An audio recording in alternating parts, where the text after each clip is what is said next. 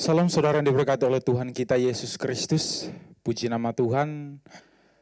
Saya diberi kesempatan pada hari ini untuk membawakan satu buah khotbah yang saya ambil temanya, yaitu seperti yang saudara lihat di belakang, yaitu berubah menjadi baru.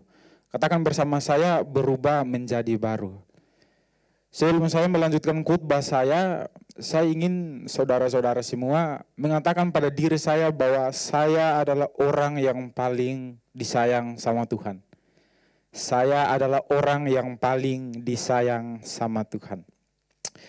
Mari kita sama-sama membuka Alkitab kita di dalam Roma pasal yang ke-12, ayatnya yang kedua. Roma pasal yang ke-12 ayatnya yang kedua. Janganlah kamu menjadi serupa dengan dunia ini, tetapi berubahlah oleh pembaharuan budimu, sehingga kamu dapat membedakan manakah kehendak Allah, apa yang baik, yang berkenan kepada Allah, dan yang sempurna. Saudara diberkati oleh Tuhan Yesus, berubah berarti menjadi lain, atau berbeda dari semula. Berubah artinya bertukar atau beralih atau berganti menjadi sesuatu yang lain. Berubah juga bisa dikatakan sebagai berganti arah, berganti pikiran. Ada juga beberapa ungkapan diantaranya begini saudara. Berubah mulut, berubah pendirian, berubah pikiran dan bahkan perbuatan. Untuk itu saudara, mungkin seringkali kita melihat masa lalu kita dengan masa keadaan yang sekarang, pastinya akan ada suatu perubahan dalam diri kita. Apapun itu saudara, baik itu mungkin saya ambil contohnya berubah dalam hal badan. Contohnya ya, dulu mungkin saudara seperti saya kurus, tapi sekarang ada perubahan, berat badan naik dan jadi gemuk ya. Dan ada banyak perubahan yang tampak dari dalam diri kita, saudara. Dengan keadaan yang sekarang pastinya ada suatu perubahan. Mungkin ya tadi saya bilang dalam bentuk, kalau kita melihat masa lalu dan masa sekarang, kita pasti bertanya-tanya dan bahkan kita selalu merenungkan akan hal itu. Ternyata ada perubahan dalam setiap pribadi kita. Kadang kita merasa tidak ada yang berubah dalam diri kita ya saudara. Tapi saudara harus tahu di sekeliling kita, mungkin itu teman-teman kita, saudara kita, orang-orang keluarga kita, orang-orang terdekat kita. Melihat kita ada perubahan yang kita miliki, ada suatu perubahan yang ada dalam diri kita. Banyak yang dilihat dalam diri kita, ada suatu perubahan saudara. Nah saudara, di dalam kerohanian kita juga kita dituntut. Sebagai orang percaya, kita dituntut Tuhan untuk berubah. Kabar baiknya saudara, saudara dan saya adalah anak yang paling disayang sama Tuhan. Sebagai orang percaya, kita telah diubahkan menjadi manusia yang lama, datang kepada manusia yang baru ketika saudara dan saya percaya dan menerima Yesus Kristus sebagai Tuhan dan Juru Selamat. Dalam 2 Korintus 5 ayat yang ke-17, jadi siapa yang ada di dalam Kristus, ia adalah ciptaan baru. Ya, yang lama sudah berlalu, sesungguhnya yang baru sudah datang.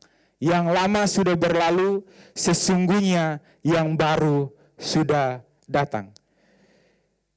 Ya saudara, sebagai orang percaya meskipun kita sudah diubahkan sama Tuhan, tapi kita juga harus merespon kebenaran Tuhan, kebenaran firman ini dalam kehidupan kita. Yaitu dengan apa?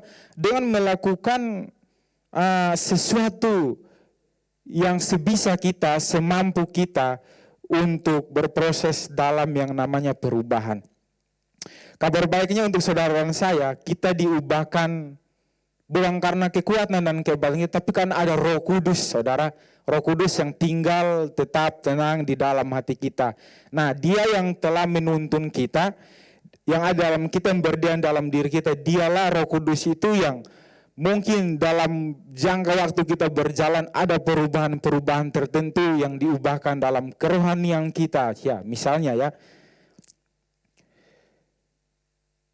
Tapi kita juga harus merespon ya, tadi saya bilang saudara, apapun yang bisa kita lakukan, lakukanlah untuk kita bisa mengalami yang namanya suatu perubahan dalam kerohanian kita. Perubahan untuk apa? Untuk menyenangkan hati Tuhan. Dengan apa? Mungkin dengan kelemahan kita, ketika kita berusaha, maka Tuhan yang akan menyempurnakan kelemahan kita, ditambahkan dengan kekuatannya yang dari Tuhan itu, saudara. Ada beberapa hal saudara yang hari ini mau saya bagikan kepada kita semua. Hal-hal yang mungkin bisa kita lakukan dalam meresponi firman Tuhan ini, dalam melakukan sebisa kita perubahan yang ada dalam diri kita, terutama perubahan dalam sikap kerohanian kita, dalam perubahan untuk menyenangkan hati Tuhan. Yang paling utama dan yang pertama yang saya catat, yang ingin saya bagikan kepada saudara semua, agar kita bisa menemukan perubahan kita dan bisa menjadi berubah seperti karakter Kristus, saudara. Hal yang pertama yang ingin saya sampaikan yaitu kita harus senantiasa mencari pikiran-pikiran Tuhan. Pikiran-pikiran Tuhan ada di mana, saudara? Ya, di Alkitab, saudara. Seperti yang saudara lihat, di dalam Alkitab kita bisa melihat semua pikiran-pikiran Allah, semua pikiran-pikiran Tuhan.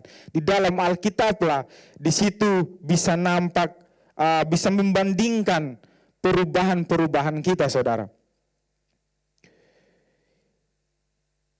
Jika saudara ingin berubah dalam apapun itu, yang paling sempurna, yang tadi saya bilang menyenangkan hati Tuhan adalah dengan membaca Alkitab.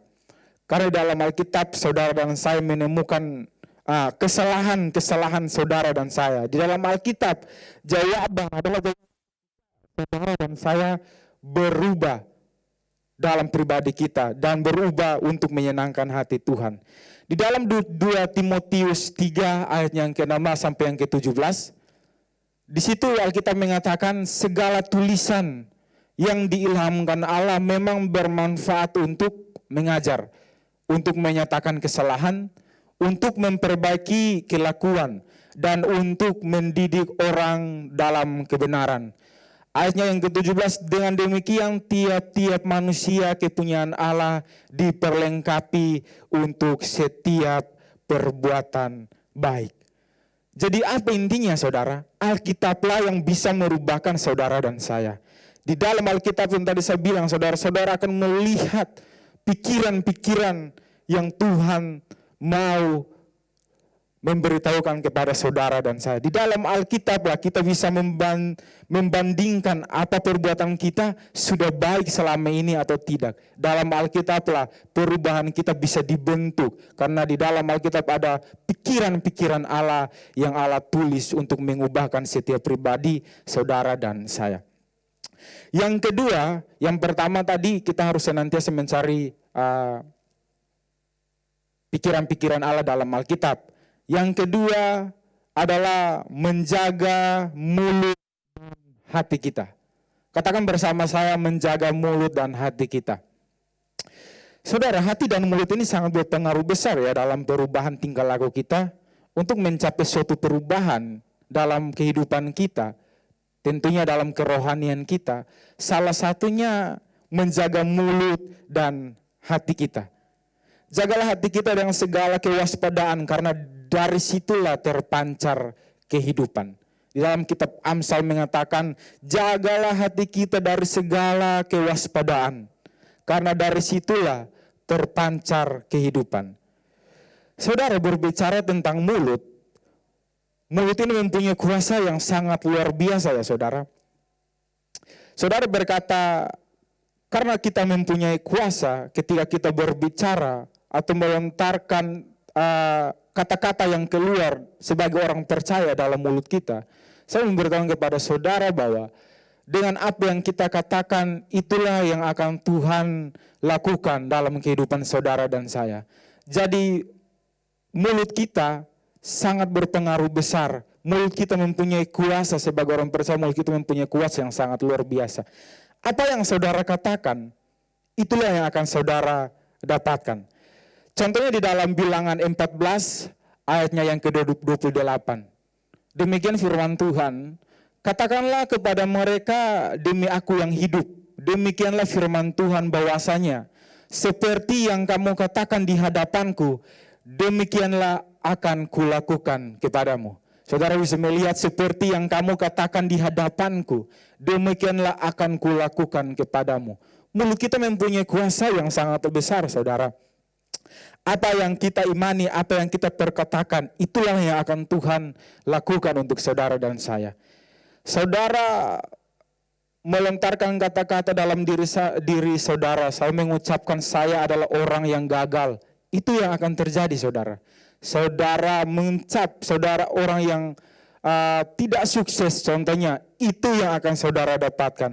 Saudara mungkin sakit dan saudara bilang, saya tidak sembuh-sembuh. Saya mau katakan kepada saudara, itulah yang akan saudara dapatkan ketika berbicara itu. Seperti yang kamu katakan di hadapanku, demikianlah akan kulakukan kepadamu. Wah, sangat luar biasa, saudara. Dengan mulut kita ini kita bisa memperkatakan, dan kata orang percaya di dalam Alkitab, mulut kita ini mempunyai kuasa yang sangat luar biasa.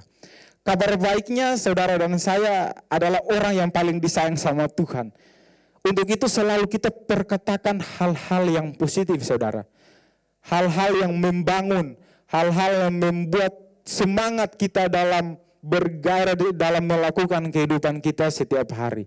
Apapun itu, saudara, katakan kepada diri saudara bahwa saya adalah orang yang paling disayang sama Tuhan.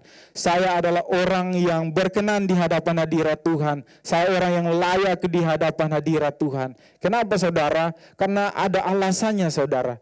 Kenapa saudara layak? Karena saudara telah dilayakkan oleh darah Yesus. Kenapa saudara suci? Karena saudara dan saya telah disucikan oleh darah Yesus.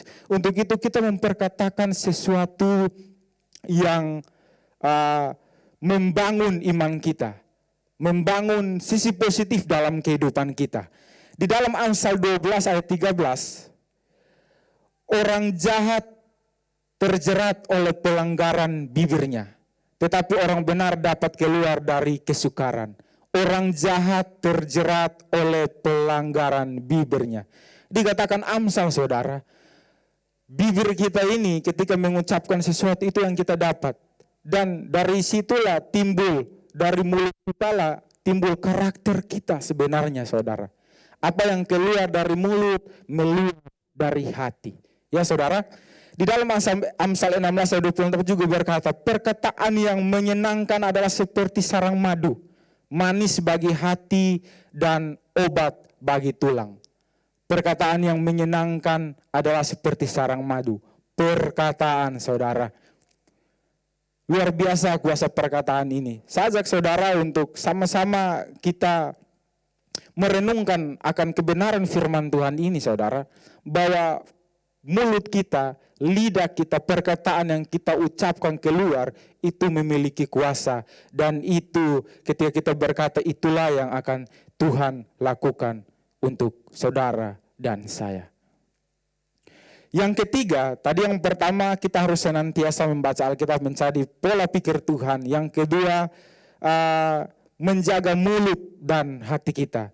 Yang ketiga, yang terakhir, yaitu menjaga pikiran kita. Katakan bersama saya, menjaga pikiran. Pikiran ini, saudara, seringkali sangat berpengaruh besar dalam kehidupan kita. Saya ingin bertanya kepada saudara, medan pertempuran kita di dunia ini, medan peperangan kita dalam diri kita apa, saudara? Saya mau katakan kepada saudara, semuanya itu adalah pikiran kita, saudara. Mari kita lihat ayat firman Tuhan di dalam 2 Korintus 10 ayat 3 yang ke-5 sampai 5.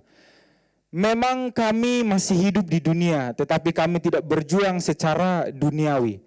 Karena senjata kami dalam perjuangan bukanlah senjata duniawi, melainkan senjata yang diperlengkapi dengan kuasa Allah, yang sanggup untuk meruntuhkan benteng-benteng, yang sanggup untuk meruntuhkan benteng-benteng. Ya saudara, perhatikan baik-baik, senjata yang Allah berikan kepada saudara dan saya bukan hanya senjata dunia, melainkan senjata yang diperlengkapi dengan kuasa Allah yang sanggup meruntuhkan benteng-benteng. Amin saudara. Pikiran adalah salah satu yang tadi saya bilang di pertama saudara. Pikiran kita ini bisa mengontrol akan setiap kita saudara. Kenapa pikiran kita ini sangat penting dalam kita mengalami suatu perubahan saudara? Saudara, kita seringkali diperhadapkan dengan masalah-masalah lewat apa? Lewat pikiran kita. Satu hal yang saya bilang kepada saudara yaitu sekali lagi medan pertempuran kita, peperangan kita ada di dalam diri kita. Musuh utama kita yang ada dalam diri kita yaitu pikiran kita. Iblis seringkali datang kepada saudara dan saya, iblis seringkali datang untuk menghancurkan pikiran kita saudara. Dia akan memperkatakan, kamu tidak layak, kamu begini-begini, banyak sekali dosa-dosamu saudara. Itu iblis yang menaruh pikiran-pikiran negatif dalam kehidupan kita. Sehingga kita merasa, iya benar saya tidak layak di hadapan Tuhan. Ketika saudara mau datang di hadapan hadirat Tuhan, saudara mengingat kembali semua dosa-dosa yang pernah saudara lakukan. Sehingga itu menjadi intimidasi untuk saudara datang di hadapan hadirat Tuhan saudara. Itu yang iblis taruh. Makanya diperhatikan saudara, menjaga pikiran ini sangat penting saudara. Ayat yang kelima berkata, kami mematahkan setiap siasat orang dan merubuhkan setiap kubu yang dibangun oleh keangkuhan manusia untuk menentang pengenalan akan Allah. Kami menawan segala dan menaklukkan kepada Kristus. Pikiran saudara. Luar biasa saudara. Ternyata pikiran ini saudara. Ini yang seringkali iblis ketika datang dia tidak mencari apapun dalam hidup saudara. Yang dia cari pertama kali adalah apa? Pikiran saudara. Pikiran saudara itu. Iblis berkata, kita mungkin melihat salah satu cerita, saya ambil contoh salah satu cerita waktu manusia ketika jatuh di dalam dosa. Iblis datang dan mengacaukan pikirannya Hawa. Dan dengan dia berkata, bukankah Allah berkata, semua pohon dalam taman ini jangan kamu makan buahnya? Saya bertanya kepada saudara, apakah Allah mengatakan demikian? Tidak saudara, iblis datang dan mengacaukan pikirannya si Hawa. Dia mengatakan, bukankah Allah berkata semua pohon dalam taman ini jangan kamu makan? Tapi Hawa berkata, no. Tuhan Allah berkata semua buah pohon dalam taman ini boleh kami makan buahnya. Tapi ada satu pohon yang tidak boleh kami makan buahnya. Kalau kami makan kami akan mati. Iblis terus saudara, iblis terus mengacaukan pikirannya si Hawa. Iblis mengacaukan pikirannya Hawa. Iblis bilang, no. Kamu ketika makan buah pengetahuan, kamu akan menjadi seperti Allah. Kamu akan melihat semuanya. Kamu akan pintar, kamu akan menjadi seperti Allah. Padahal saudara, kita, Adam dan Hawa sudah menjadi serupa seperti Allah. Alkitab mengatakan Allah menciptakan mereka segambar dan serupa dengan Allah saudara. Jadi medan pertempurannya ada di dalam pikiran saudara, ada di dalam pikiran saya. Jadi kalau iblis datang menyerang saudara, pertama kali yang dia serang adalah apa saudara? Pikiran saudara. Berbicara tentang pikiran, pertanyaan saya, mana yang lebih besar? Pikiran Allah atau pikiran iblis? Mana lebih besar? Terang atau gelap? Kalau saudara masuk ke dalam ruangan yang gelap, saudara menyalakan sebuah lilin atau sebuah lampu. Pertanyaan saya, apakah gelap menelan habis terang itu? Atau sebaliknya, terang yang menghancurkan gelap itu? Pastinya terang saudara menutupi kegelapan itu saudara. Apa yang ingin saya sampaikan kepada saudara pada hari ini? Carilah pikiran-pikiran Allah. Pikiran-pikiran Allah akan membuat kita berpikir positif. Pikiran-pikiran Allah akan menutup segala pikiran-pikiran si jahat dalam diri kita, yaitu pikiran-pikiran negatif, saudara. Bagaimana kita bisa mendapatkan pikiran Allah? Kita bisa mendapat jawaban atas pikiran-pikiran Allah. Kita bisa melihat contoh yang paling simpel. Di dalam kitab Mazmur pasal yang ke-23. Di situ ada pikiran-pikiran Allah. Mazmur 23 ada pikiran-pikiran Allah di situ, saudara bisa lihat. Bila perlu saudara bukan hanya baca tapi hafalkan, saudara.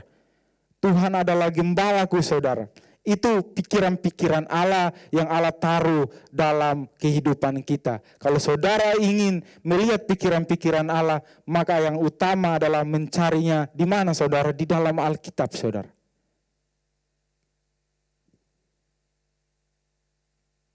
Pikiran-pikiran Allah, saya percaya ketika saudara menemukan pikiran Allah, maka pikiran Allah akan memberikan kelegaan, kenyamanan, kedamaian dalam hati saudara, dalam hati saya. Pikiran Allah akan memberikan les kepada kita. Pikiran Allah akan menghapus semua pikiran yang salah, yang negatif, yang iblis taruh dalam pikiran saudara, di dalam pikiran saya. Makanya dikatakan pikiran ini sangat penting, saudara, ketika iblis datang yang dia cari utama dalam kehidupan kita, yaitu dia akan menaruh setiap pikiran-pikiran negatif sehingga kita akan berpikir selalu negatif itu, saudara. Saudara harus tahu kebenaran ini. Saudara, mungkin kita ketika ditaruh pikiran-pikiran negatif dari si iblis, kita tidak layak di hadapan hadirat Tuhan. Dunia semakin gelap, dunia semakin jahat akhir-akhir ini. Dan itu yang iblis taruh dalam pikiran saudara. Dia mengatakan dunia gelap. Kamu mungkin di dalam pekerjaan karena apapun itu kamu melakukan kesalahan, kamu akan di PHK contohnya. Kamu akan di dalam perkuliahan, kamu gagal. Kamu di sekolah, kamu tidak bisa berbuat apa-apa. Kamu diintimidasi di dalam pikiran saudara dan saya. Iblis akan mengintimidasi dalam memberikan pikiran negatif kepada saudara dan saya. Iblis akan taruh pikiran-pikiran itu, saudara. Makanya pikiran ini ketika saudara tidak menjaganya dengan baik, iblis masuk dan akan mematikan pikiran-pikiran. Saudara akan menaruh pikiran-pikiran yang negatif dalam saudara. Makanya tidak suatu kebetulan, saudara, Tuhan Yesus dipakaikan mahkota duri, saudara. Kalau saudara tahu, mahkota duri digambarkan itu adalah pikiran kita yang mematikan, saudara. Tuhan telah menebus pikiran saudara, pikiran saya yang mematikan itu. Maka tidak suatu kebetulan Tuhan dipakaikan mahkota duri. Untuk apa? Untuk mencurahkan darahnya, menebus pikiran-pikiran yang mematikan yang ada di dalam diri saudara, ada di dalam diri saya, saudara. Sangat penting sekali Tuhan, saudara, kita berbicara tentang pikiran, menjaga pikiran kita, saudara. Untuk itu, saudara, saya akan mengambil kesimpulan dari khotbah saya pada siang hari ini. Yang pertama, kita harus mencari pikiran Allah. Yang pertama tadi saya bilang, kita membaca, mencarinya di mana? Lewat Alkitab, karena di situ pikiran-pikiran Allah akan kita dapatkan. Yang kedua adalah menjaga mulut dan hati kita. Yang ketiga, menjaga pikiran kita. Masih banyak yang lain, tapi yang saya catat di sini cuma 3. Mari saudara, saya ajak untuk kita semua datang di hadapan hadirat Tuhan pada hari ini. Ambil waktu mencari pokok-pokok pikirannya Tuhan. Ambil waktu datang di hadapan hadirat Tuhan. Saudara akan menemukan sesuatu yang baru dalam kehidupan saudara ketika saudara mencari pikiran-pikirannya Allah. Demikian khotbah saya pada hari ini. Diberkatilah setiap kita yang tidak hanya mendengarkan firman Tuhan, merenungkannya, tapi satu hal yang harus kita lakukan, yaitu melakukannya, mengaplikasikannya dalam kehidupan kita hari lepas hari. Tuhan Yesus memberkati kita. Amin.